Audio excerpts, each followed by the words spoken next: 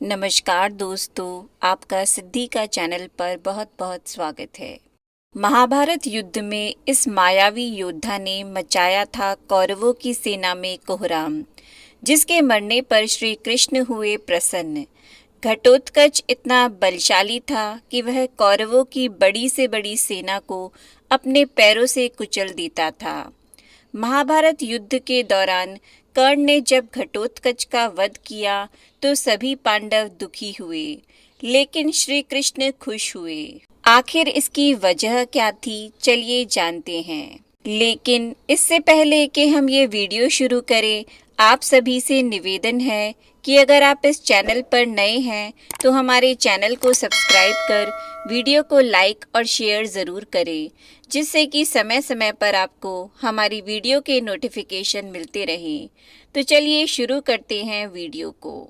महाभारत के युद्ध में कई योद्धाओं ने अपने पराक्रम के बल पर विरोधियों के दांत खट्टे कर दिए थे। पांडवों की ओर से एक ऐसा योद्धा भी लड़ा था जिसमें मायावी शक्तियां थी। इसका नाम था घटोत्कच। वह भीम का पुत्र था। कहते हैं कि घटोत्कच इतना बलशाली था कि वह कौरवों की बड़ी से बड़ी सेना को अपने पैरों से कुचल देता था। महाभारत युद्ध के दौरान कर्ण ने जब घटोत्कच का वध किया तो सभी पांडव दुखी हुए, लेकिन श्री कृष्ण खुश हुए। ऐसा क्यों हुआ, चलिए सुनते हैं घटोत्कच की कहानी। पौराणिक मान्यताओं के अनुसार जब पांडव अपनी मां कुंती के साथ वनवास पर थे, तब वे घूमते घूमते मायावी वन में पहुंच गए। इस वन में राक्षसों का राज था। रात हो चुकी थी, सभी लोग सो रहे थे और केवल भीम जागकर पहरा दे रहे थे। इस वन में इंसानों के होने की भनक राक्षसों को लग गई। राक्षस राज हिडिंब ने अपनी पुत्री हिडिंबा को इन मनुष्यों को उनके सामने लाने का आदेश दिया, ताकि वह पांडवों को अपना शिकार बना सके। हिडिंबा पांडवों का शिकार करने पहुंच गई। जैसे ही उसने भीम को देखा, वह उससे मोहित हो गई। हिडिंबा रूप बदलकर भीम के सामने पहुंची और प्रेम का इजहार किया।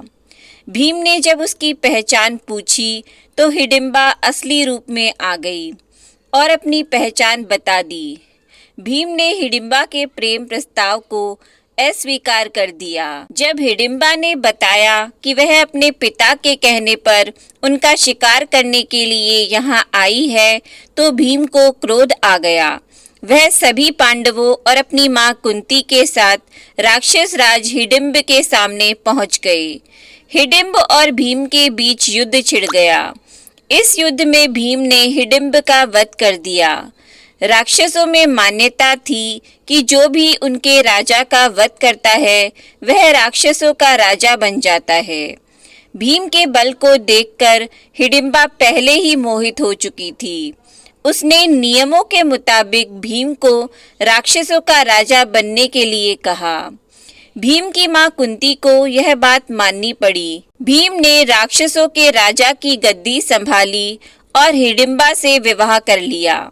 दोनों ने एक पुत्र को जन्म दिया, जिसका नाम घटोत्कच रखा गया। घटोत्कच मनुष्य और राक्षस दोनों की मिश्रित संतान थी, इसलिए वह बलशाली होने के साथ ही मायावी शक्तियों से परिपूर्ण था। जन्म के समय उसके सिर पर बाल नहीं था। जन्म के तुरंत बाद वह बड़ा हो गया। भीम ने घटोत्कच को राक्षसों की गद्दी पर बिठाया और हिडिंबा के साथ उसे छोड़कर अपने भाइयों और मां कुंती के साथ वन की ओर प्रस्थान कर दिया। घटोत्कच ने अपने पिता को वचन दिया था कि जब भी वह उनका नाम 3 बार पुकारेंगे, वह उनके सामने प्रकट हो जाएगा। महाभारत युद्ध में जब कौरवों की सेना पांडवों पर कहर ढा रही थी, तब भीम को घटोत्कच की याद आई। उन्होंने अपने पुत्र घटोत्कच का नाम 3 बार पुकारा और वह उनके सामने प्रकट हो गया। भीम के कहने पर घटोत्कच अपने साथी राक्षसों के साथ युद्ध के मैदान में कूद पड़ा।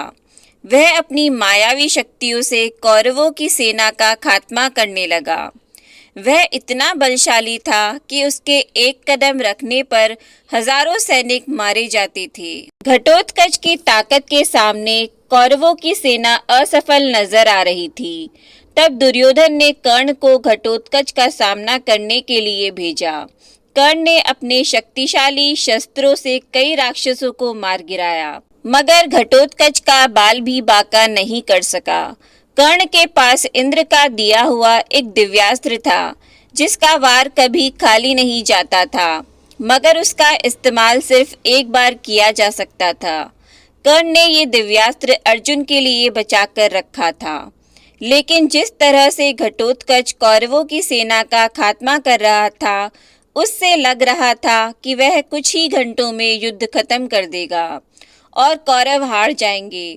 इसलिए कर्ण ने अपने दिव्यास्त्र का इस्तेमाल घटोत्कच पर कर दिया और उसे मार गिराया। घटोत्कच का वध होने पर पांडवों के खेमे में मायूसी छा गई। सभी पांडव दुखी हो गए, मगर श्री कृष्ण प्रसन्न हुए। अर्जुन ने कृष्ण से उनके प्रसन्न होने का कारण पूछा। तब श्री कृष्ण ने अर्जुन से कहा कि मैं जो चाहता था वही हुआ। कर्ण ने अगर दिव्यास्त्र का उपयोग घटोत्कच पर नहीं किया होता तो तुम्हारी मृत्यु निश्चित थी। वैसे भी घटोत्कच को तो मरना ही था। वह ब्राह्मणों और यज्ञ से शत्रुता रखने वाला राक्षस था। अगर कर्ण उसे नहीं मारता तो मैं खुद उसका वध कर देता। भीम का पुत्र होने की वजह से अब तक मैंने इसका वध नहीं किया था। तो दोस्तों, कैसी लगी आपको हमारी ये वीडियो? नीचे कमेंट बॉक्स में ज़रूर बताएं। वीडियो पसंद आया हो तो वीडियो को लाइक और शेयर ज़रूर करें और हमारे चैनल को सब्सक्राइब करना न भूलें। आपका वीडियो देखने के लिए बहुत बहुत धन्यवाद।